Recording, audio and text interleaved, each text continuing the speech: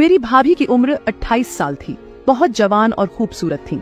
मेरे भैया अक्सर काम के सिलसिले में घर से बाहर रहते और पीछे वह घर में अकेली रहती। फिर मुझे अपने पास बुला लेती और मुझे अपने पास बुलाकर अपनी तन्हाई को दूर करती।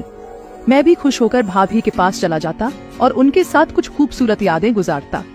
एक दिन भाभी ने मुझे अपने घर बुलाया। मैं भी खुशी खुशी उनके घर चला गया। जैसे ही मैं उनके घर पहुंचा तो भाभी वॉशरूम से बाहर आ रही थी और कपड़े गीले होने की वजह से सब कुछ नजर आ रहा था। उनको इस देख मेरे होश उड़ गए। फिर जैसे ही मैंने उनकी तरफ देखा तो भाभी ने अपने दोनों, मेरी भाभी बहुत खूबसूरत थी, ऐसा लगता ही नहीं था कि वह शादीशुदा है। उस वक्त मैं अपने भैया के घर में रहने आया था क्योंकि मेरे माँ पापा दोनों विदेश सैर के लिए जा रहे थे। मेरे भैया जब पापा को मिलने आए तो उन्होंने आकर पापा से कहा कि समीर को हमारे घर छोड़ जाएं। पापा ने उन्हें बहुत बार मना किया कि हमारा समीर अब बड़ा हो गया है और वह अपना ख्याल रखना जानता है, लेकिन भैया नहीं माने। उन्होंने पापा को राजी कर ही लिया, जिस पर मुझे बहुत खुशी हुई क्योंकि मेरी भी यही ख्वाहिश थी। भाभी की शादी मेरे भैया से कोई 6 साल पहले हुई थी। मैं उस वक्त 13 साल का था। भाभी को देखकर मुझे बहुत अच्छा लगता था। वह न सिर्फ खूबसूरत थी बल्कि बहुत जवान भी थी। उनका जिस्म काफी आकर्षक था। भैया और भाभी की जोड़ी बहुत ही मेल खाती थी, लेकिन अभी तक उनकी कोई औलाद नहीं हुई थी। वह बहुत से डॉक्टरों के पास गए, लेकिन फिर भी औलाद नसीब नहीं हुई। थक हार कर उन्होंने अपनी किस्मत का लिखा मानकर सब्र कर लिया। भैया और भाभी में बहुत प्यार था और मुझे ऐसा लगता था कि भैया ने उनके साथ कभी भी रात जाया नहीं की होगी, क्योंकि शादी के बाद भाभी का शरीर और भी निखर गया था। एक दिन भाभी किचन में खाना बना रही थी और मैं टीवी पर कुछ देख रहा था। तभी भाभी मेरे पास आकर बोली, समीर बेटा, आज कॉलेज नहीं जाओगे क्या? उनके बेटा कहने पर मुझे दिल में बहुत गुस्सा आया, क्योंकि मेरे दिल में उनके लिए कुछ और ही ख्यालात थे। मैंने बुरा सा मुंह बनाकर कहा, नहीं भाभी, हमारे एग्जाम होने वाले हैं, इसलिए हमें 2 महीने की छुट्टियां हैं। भाभी ने सर हिलाया और झुककर मेज पर मेरे लिए दूध का गिलास रख दिया। उन्हें झुका हुआ देखकर मेरी आंखें फटी की फटी रह गई। मुझे कुछ समझ नहीं आ रहा था कि मैं आखिर क्या करूं। मेरा दिल धक धक करने लगा। भैया के घर आए हुए मुझे 2 दिन ही हुए थे। रात को खाना खाते समय भैया ने भाभी और मुझसे कहा कि वह कुछ दिन के लिए बिजनेस के सिलसिले में बाहर जा रहे हैं। इससे पहले जब उन्हें काम के सिलसिले में बाहर जाना होता था तो वह भाभी को साथ लेकर जाते थे, मगर इस बार मैं घर पर ही मौजूद था तो उन्होंने अकेले जाना ही ठीक समझा, इसलिए वह हम दोनों को घर में छोड़कर चले गए। मैंने भाभी की आदतों का अच्छी तरह से जायजा लेना शुरू कर दिया। मैंने देखा कि भाभी कॉफी बहुत ज्यादा पीती है। भाभी मेरे सामने बैठी हुई थी। मैंने उनसे कहा, भाभी, आप दूध की चाय क्यों नहीं पीती? दूध तो सेहत के लिए बहुत अच्छा होता है। जिस पर भाभी कहने लगी, मेरी सेहत पहले ही बहुत अच्छी है, इसलिए मैं अपने आप को एक्टिव रखने के लिए कॉफी पीती हूँ। अगले दिन मैं अपने मोबाइल पर पबजी खेल रहा था और मैंने हैंडफोन लगाए हुए थे। मुझे पता नहीं चला कि कब भाभी मेरे साथ आकर बैठ गई और मुझे पबजी खेलते हुए देख रही थी। हम दोस्त आपस में मिलकर एक दूसरे को गालियां दे रहे थे और बहुत ही बेहुदा मजाक कर रहे थे। भाभी मेरी बकवास सुनकर बहुत परेशान हुई। फिर उन्होंने मुझे हाथ से हिलाया और अपनी मौजूदगी का एहसास दिलाया। भाभी को अपने पास बैठा देखकर मैं बहुत शर्मिंदा हुआ और मुझे महसूस होने लगा कि भाभी ने हमारी सारी बातें सुन ली हैं। इसके बाद भाभी अपने कमरे में चली गई। मुझे अपनी हरकतों पर बहुत शर्मिंदगी हुई। फिर शाम को मैं भाभी के कमरे में गया और उनसे कहा, भाभी, आज मुझे भी कॉफी बना दो। भाभी ने मुस्कुराकर कहा, क्यों नहीं मेरे बच्चे, बस 2 मिनट में मैं फ्रेश हो जाऊं, फिर बना देती हूँ। और उठकर वह वॉशरूम की तरफ चली गई। मैं टीवी हॉल में आकर बैठ गया। वहां पर एक गुलदान पड़ा हुआ था जिसमें से एक फूल मुझे बहुत पसंद आया। मैंने उस फूल को वहां से निकाला। भाभी ने मुझे आवाज दी तो मैंने जवाब दिया, मैं हॉल में बैठा हूँ। वह हाथ में ट्रे पकड़े हुए हॉल में आई जिसमें 2 कप कॉफी थे। उन्होंने एक कप मुझे पकड़ाया और दूसरा खुद उठाकर मेज पर रख दिया।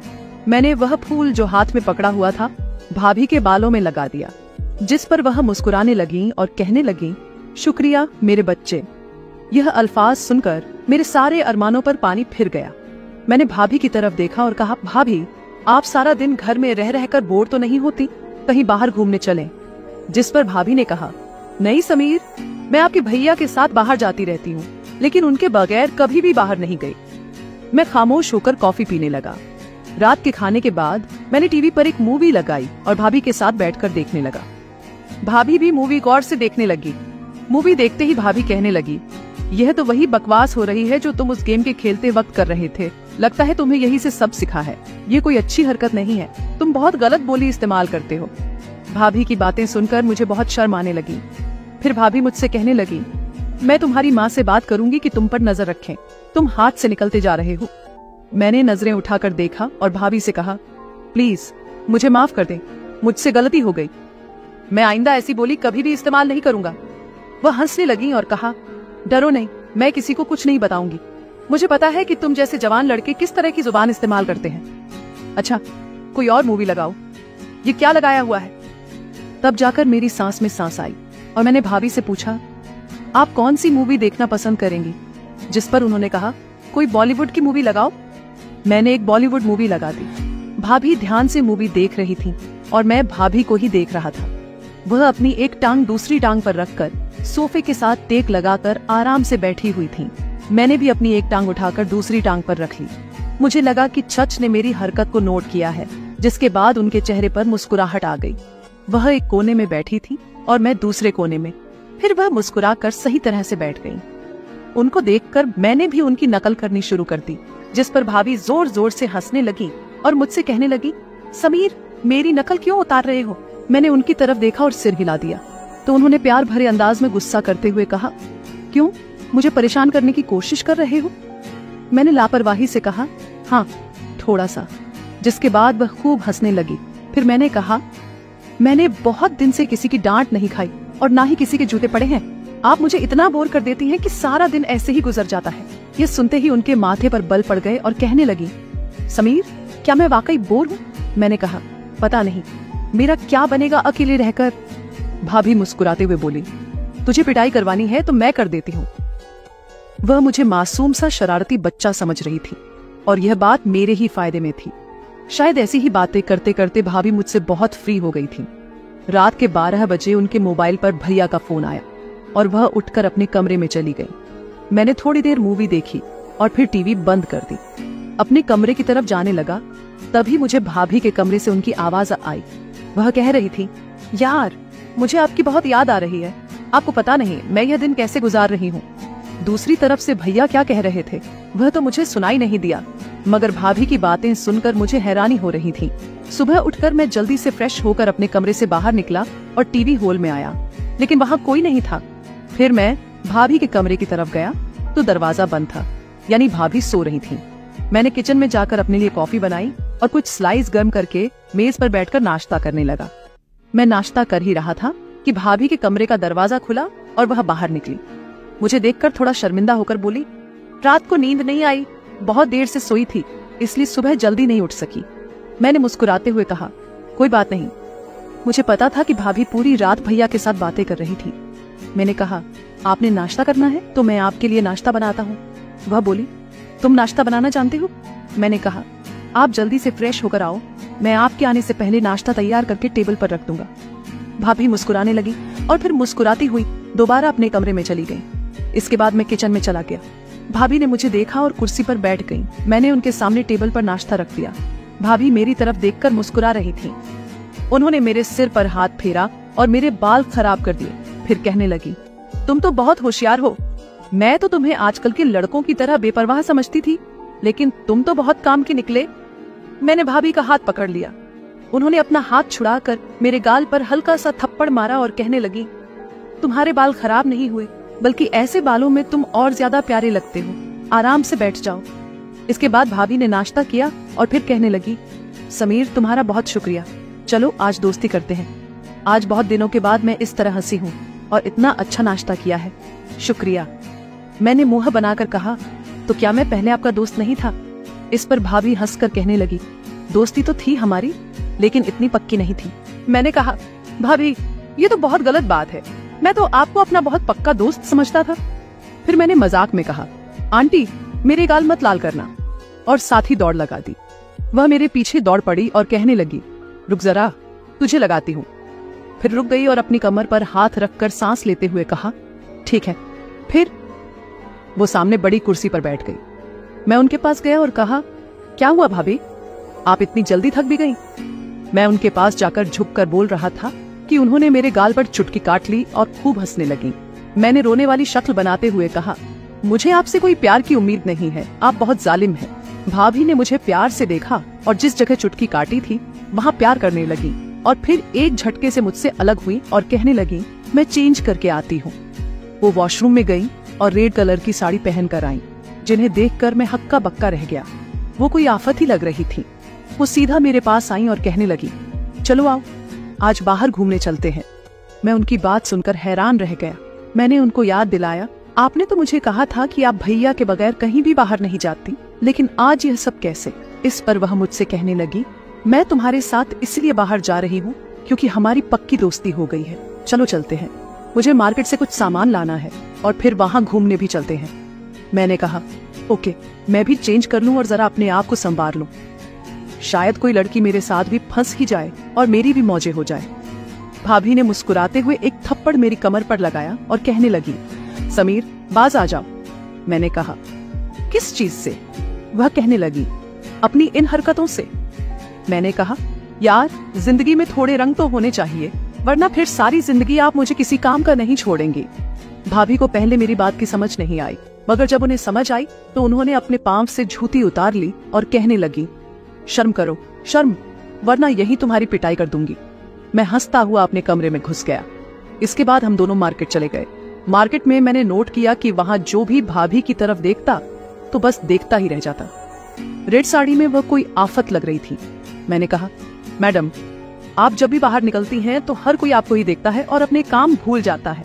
भाभी ने मुस्कुराते हुए कहा, समीर, शर्म करो, मैं तुम्हारी भाभी हूँ। मैंने सर झुकाकर कहा, ओके भाभी जी। तो वह हंस पड़ी और मेरे पास बैठते हुए कहा, तुम फ्लर्ट करने से बाज नहीं आओगे क्या?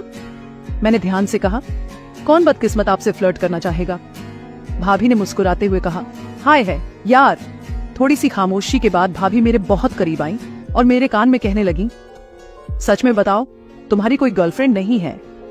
मैंने उनकी तरफ देखा और कहा, मुझे आप जैसी कोई भी प्यारी लड़की नहीं मिली, वरना उसे गर्लफ्रेंड क्या, अपनी लाइफ पार्टनर बना लेता। भाभी ने मुस्कुराते हुए कहा, अच्छा, मैं तुम्हें इतनी अच्छी लगती हूँ? मैंने मासूमियत से सर झुकाकर कहा, आप मुझे सबसे ज्यादा अच्छी लगती हैं। इस पर भाभी हंस पड़ी और कहने लगी, तुम बिल्कुल भी बाज नहीं आओगे। हम दोनों में इसी तरह हंसी मजाक चलता रहा। फिर हमने कुछ जरूरी सामान खरीदा, कुछ खाया पिया और फिर वापस घर आ गए। हम बहुत थक गए थे, इसलिए जल्दी से खाना खत्म करने अपने अपने कमरे में चले गए। फिर सुबह भाभी कहने लगी, समीर, दूध खत्म हो गया है, ले आओ।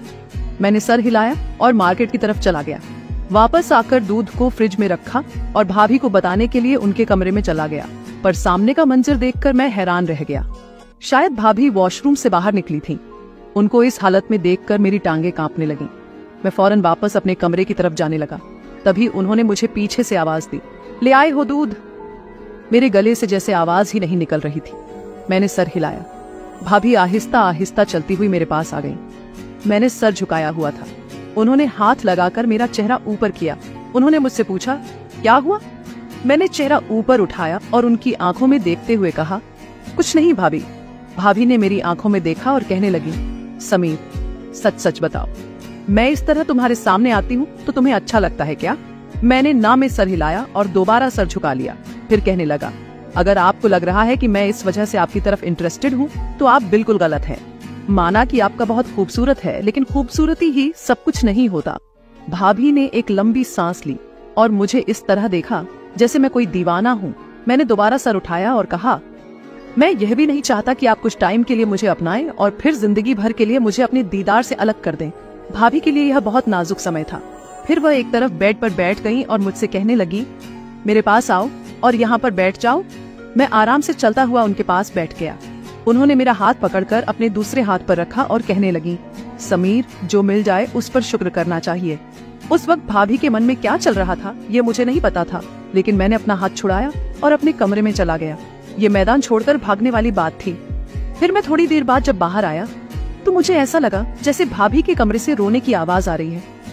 मैं उनके दरवाजे के पास गया और पूछा, आप ठीक हैं? लेकिन उन्होंने कोई जवाब नहीं दिया। रोने की आवाजें बंद हो गईं। फिर मैंने पूछा, भाभी, क्या बात है? आप इतना क्यों रो रही थीं?